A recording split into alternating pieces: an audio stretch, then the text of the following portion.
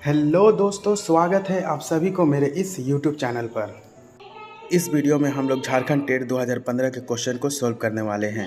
तो चलिए स्टार्ट करते हैं। सबसे पहले पेडागोजी के कुछ क्वेश्चंस हो गए। डेली हम लोग 10-10 क्वेश्चन सॉल्व करेंगे। तो सबसे पहले देखिए यहाँ question number 1, the period of infancy is from. Infancy का जो समय होता है वो कब से कब होता है। इसको सॉल्व करने के लिए हम लोग देखते हैं सबसे पहले स्टेजेज ऑफ चाइल्ड डेवलपमेंट। यह है स्टेजेस ऑफ चाइल्ड डेवलपमेंट। सबसे पहले आता है प्रीनेटल जो कि 9 मंथ्स का होता है। इसके बाद आता है इन्फेंसी जो 0 से 2 वर्ष का होता है। इसके बाद अर्ली चाइल्डहुड जो 2 से 6 साल के लिए होता है। इसके बाद मिडिल चाइल्डहुड या लेटर चाइल्डहुड जो कि 6 से 11 वर्ष के लिए होता है। और सबसे लास्ट में आता है एडोलेसेंस जो कि 11 से 18 वर्ष के लिए होता है। तो चलिए क्वेश्चन पे हम देखते हैं इन्फेंसी का जो समय होता है वो कब से कब होता है। तो सही आंसर ऑप्शन 2 यानी बर्थ टू 2 ईयर्स, जन्म से 2 वर्ष के लिए होता है। इसका सही आंसर ऑप्शन 2 होगा।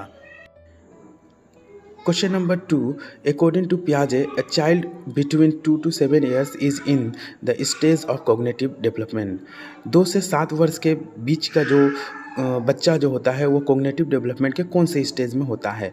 Option 1 pre operational, option 2 formal operational, option 3 concrete operational, option 4 sensory motor. इसको देखने के लिए सबसे पहले हम लोग देखते हैं स्टेजेस ऑफ कॉग्निटिव डेवलपमेंट जो कि पियाजे के जरिए दिया गया है। यहाँ देखिए सबसे पहले जो होता है वो सेंसरी मोटर स्टेज होता है। सेंसरी मोटर होता है जो कि 0 से 2 वर्ष के लिए होता है। इसके बाद प्री ऑपरेशनल स्टेज होता है जो 2 से 7 वर्ष के लिए होता है। इसके बाद कॉन्क्रीट ऑपरेशनल स्टेज होता है जो 7 से 11 वर्ष के लिए होता है। इसके बाद फॉर्मल ऑपरेशनल स्टेज होता है जो कि 11 से उसके ऊपर वर्ष के लिए होता है। 11 से ऊपर वाले वर्ष को फॉर्मल ऑपरेशनल स्टेज कहते हैं। तो इसका सही आंसर क्या हो जाएगा, option 1 pre operational stage. Question number 3, development proceed from. Development कहाँ से कहाँ तक होता है। Option 1 general to specific, option 2 complex to hard, option 3 specific to general, option 4 simple to easy. तो इसका सही आंसर होगा option 1 general to specific. Question number 4, when adults adjust to existence, they provide to facilitate progression of the child from current level of performance to potential level of performance. It is called. इस question को समझने के लिए सबसे पहले हम लोग current level of performance समझते हैं।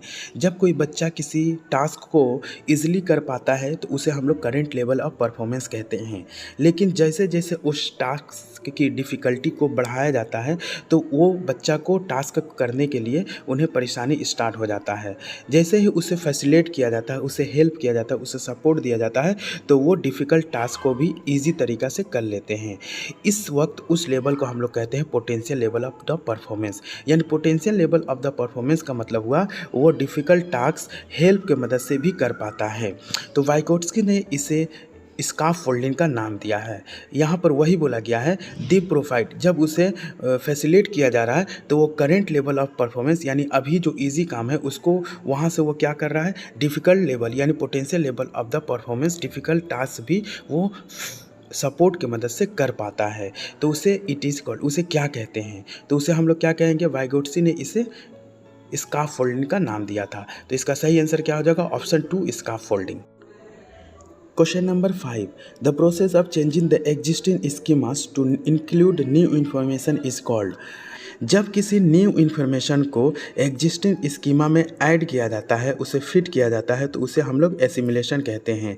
लेकिन जब किसी न्यू इन्फॉर्मेशन को एग्जिस्टिंग स्कीमा में ऐड करने के लिए उसे चेंज किया जाता है, एग्जिस्टिंग स्कीमा को चेंज किया जाता है, उसे मॉडिफाई किया जाता है तो उस वक्त उस प्रोसेस को हम लोग कहते हैं accommodation.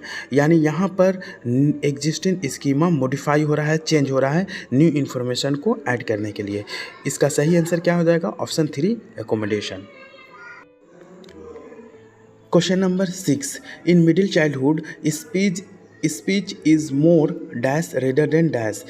Option 1 egocentric socialized, option 2 socialized egocentric, option 3 animistic socialized, option 4 mature immature. इसका सही आंसर ऑप्शन 2 है। इस मिडिल चाइल्डहुड में speech is more socialised rather than egocentric होता है। Question number 7, the child centered education involves. Option 1 hands on activity for kids, option 2 children sitting in A corner, option 3 learning in restricted environment, option 4 activities that do not include play.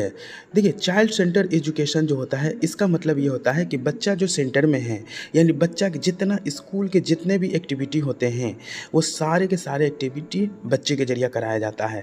Teacher सिर्फ facilitate करते हैं, teacher सिर्फ उन्हें support करेंगे, बाकी सारे activity जो होता है वो बच्चे ही करेंगे। तो यहाँ एक्टिविटी किसके जरिए, यहाँ ऑप्शन 1 में देखा जा रहा है बच्चे जो है वो खुद से ही एक्टिविटी कर रहे हैं। बच्चे यहाँ ऑप्शन 1 में बच्चे जो हैं वो हैंड्स यानी हाथ के जरिए अपने एक्टिविटी करते हैं, इसीलिए इसका सही answer option 1 hands on activity for kids होगा। क्योंकि 2 ऑप्शन में बच्चे जो है कॉर्नर में बैठे हुए हैं, यहाँ बच्चे एक्टिविटी ही नहीं कर पा रहे हैं। ऑप्शन 3 में रेस्ट्रिक्टेड इन्वायरमेंट उन्हें मिल रहा है, तो ये भी नहीं होगा। ऑप्शन 4 कहा जा रहा है कि वो प्ले ही उनके नहीं है, एक्टिविटी में वो खेल ही नहीं रहे हैं, यानी वो कोई एक्टिविटी ही नहीं करें। जब नहीं खेलेंगे तो उसका एक्टिविटी भी तो नहीं होगा, इसीलिए इसका सही answer option 1 hands on activity for kids होगा।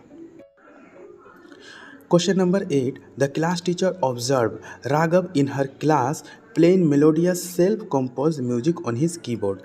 क्लास टीचर राघव को देखता है कि वो अपने कीबोर्ड पर खुद के जरिया बनाए हुए, खुद के जरिया कंपोज किया गया म्यूज़िक को बहुत ही बेहतरीन तरीक़ा से बजा पा रहा है। The class teacher thought, class teacher के हिसाब से, क्लास टीचर के थॉट के हिसाब से Raghav seem to be high in intelligent, Raghav के अंदर कौन सा इंटेलिजेंस हो सकता है। Option 1 special intelligence, option 2 bodily kinaesthetic intelligence, option 3 musical, option 4 linguistic.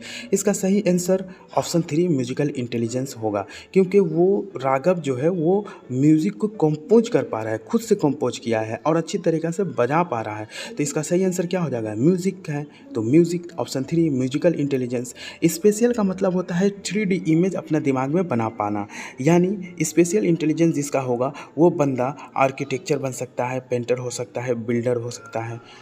Bodily kinaesthetic intelligence जिसके अंदर होगा वो डांसर बन सकता है, सर्जन बन सकता है, पायलट बन सकता है, जिम्नास्ट अच्छा वो कर सकता है।